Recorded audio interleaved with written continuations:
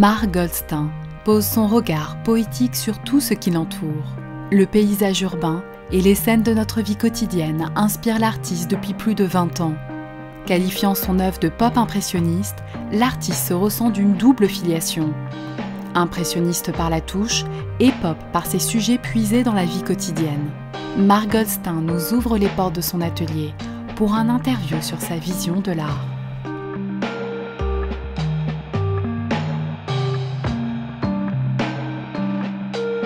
Alors la passion pour la peinture, ouais, c'en est une. Je pourrais parler presque d'une expérience fondatrice. Quand j'étais tout petit, vers 6-7 ans, où j'ai vécu une petite expérience, mais qui était petite peut-être pour quelqu'un d'autre, mais qui était grande pour moi. Quand j'étais gamin, je venais pour aller voir la télévision chez un voisin, parce qu'il ne devait pas y avoir la télé chez moi.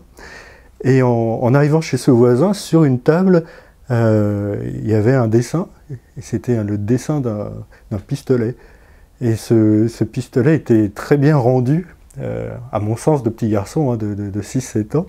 Il y avait une forme de réalisme là-dedans, il y avait une impression de 3 dimensions, mais vraiment les 3 dimensions comme un relief, et ça m'a paru beau. D'un côté, ça m'a paru réel, et puis une forme de réalité qui est venue toucher mes 3 dimensions à moi. C'est vraiment comme si c'était venu me percuter, une sensation vraiment, vraiment forte.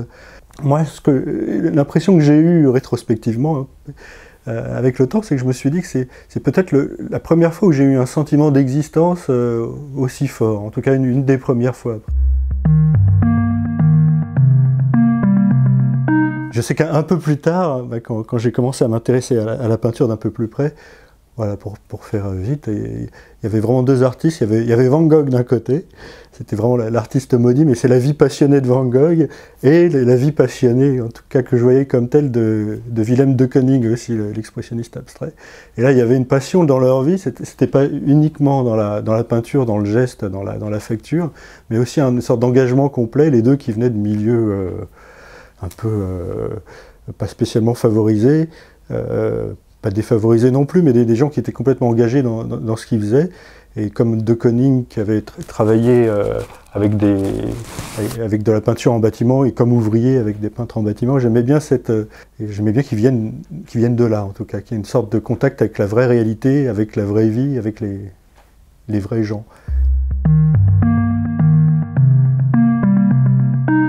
Moi, je suis une peinture réaliste, figurative, qui montre un petit peu la vie quotidienne, les choses qu'on ne regarde pas forcément. Je fais ça depuis à peu près 25 ans. J'ai eu des périodes où j'ai expérimenté d'autres choses, mais j'ai vraiment envie que ça soit au cœur de ma peinture, quelque chose qui concerne le quotidien des gens en général, et qu'on puisse s'y retrouver, qu'on puisse être touché par des choses que d'habitude on regarde sans y prêter forcément d'attention. Il y a une chose qui est vraiment importante, c'est la touche. C'est-à-dire que la touche, d'une façon ou d'une autre, soit visible quand on peint. Parce que pour le peintre, quand il touche sa toile, ou que ce soit par un geste violent ou un geste doux, plus caressant, le peintre il touche le monde, vraiment physiquement. C'est pas juste une idée qu'il va faire par quelqu'un d'autre, par exemple. Moi, c'est très clair pour moi qu'il faut que ce soit quelqu'un d'actif et qui soit en relation, et si possible justement quelque chose de tactile. Le côté manuel, en plus de la réflexion, il faut vraiment qu'il y ait la réflexion et aussi une façon de danser la peinture, de vivre la peinture physiquement. Et quand on a tout ça, il me semble qu'il y a une forme de générosité qui ne peut que toucher. C'est pas que je suis en train de dire que je suis généreux, mais c'est pas moi je cherche pas un art élitiste. Un endroit c'est peut-être un peu prétentieux, mais je cherche une forme d'universalité à travers le quotidien.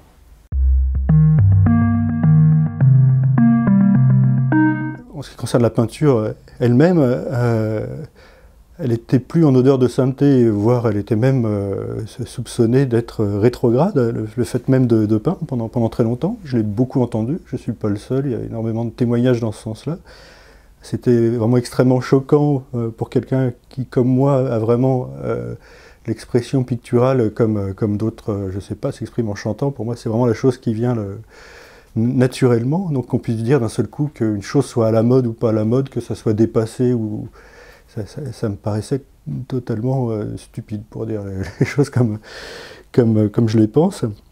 Il y a un retour de la peinture, il y a aussi un retour de la peinture réaliste, de la peinture moi telle que je la conçois, donc c'est une chance pour moi aussi de voir ça revenir. L'art est multiple, c'est-à-dire que on va pouvoir voir des peintures à côté d'un Pennonnet, d'un Di Crolla. Il y a des choses vraiment qui peuvent être en dialogue. Moi, je ne suis pas pour autant pour un art qui soit juste celui d'une peinture réaliste, celle que je fais, mais il faut que ça puisse exister. J'ai bon espoir qu'en montrant le quotidien justement tel qu'il est, sa plus grande simplicité finalement dans sa plus grande banalité, moi c'est vraiment ce que je défends, quelque part je vais toucher aussi les gens et aider un petit peu peut-être à ma manière avec un peu de poésie à supporter ce monde qui est parfois pas facile. Et quand je peins des immeubles qui sont pas très beaux par exemple, ou des fins de marché, vraiment des vraies fins de marché, c'était avec des sacs en plastique, des choses, mais il y a une forme de poésie, il y a une forme de légèreté aussi, ou parfois des choses un peu plombées, mais il y a toujours un mouvement, il y a toujours un espace. J'ai envie que les gens se retrouvent un peu dans cet espace, soient touchés par ce qu'ils voient en disant « Ah oui, je connais cette chose-là, je connais cet endroit-là, mais je ne l'avais jamais regardé comme ça. » Et d'un seul coup, ça amène peut-être un petit plus. Voilà, c'est mon ambition. Il y a peut-être Watteau, parce que quand j'étais gamin, c'est un des artistes qui m'a touché d'abord par son dessin, parce que sans doute on voyait le geste, quelque chose de physique, on voyait vraiment le déplacement du crayon sur le papier, on le sent encore en regardant ses dessins. Et les premiers Renoir, en tout cas jusqu'aux années 75, sont incroyables de justesse, d'équilibre, de force.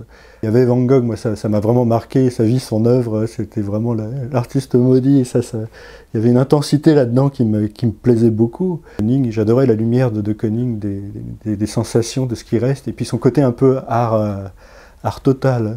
Et les déformations totales d'un Soutine, d'un Francis Bacon, ils sont complètement embarqués, dépassés par leurs émotions, mais il y a quelque chose de plus grand, où il y a quelque chose de très brut qui me plaît aussi beaucoup, qui m'a beaucoup inspiré. Et aujourd'hui, il y a aussi d'Emmanuel Perra, qui est aussi une amie, qui fait des portraits incroyables, des pastels à la fois très modernes, avec un métier dingue. Quand on est dans un monde qui ne va pas très bien, la première chose qui est fragilisée souvent, c'est l'art. Et dans un sens, on va dire que l'art est un luxe, mais oui, mais c'est un luxe qui est vital. C'est-à-dire quand l'art commence à être attaqué, c'est vraiment que le monde ne va plus bien. Et quand l'art est en danger, en général, c'est parce que le monde ne va plus bien. Et dans une société prospère, où les choses fonctionnent, où les choses sont fluides, à mon avis, l'art se porte bien et c'est un luxe nécessaire, à mon sens. Je ne mets pas l'art au-dessus de tout, mais je mets l'art comme un signe, vraiment comme un signe de la santé d'une société.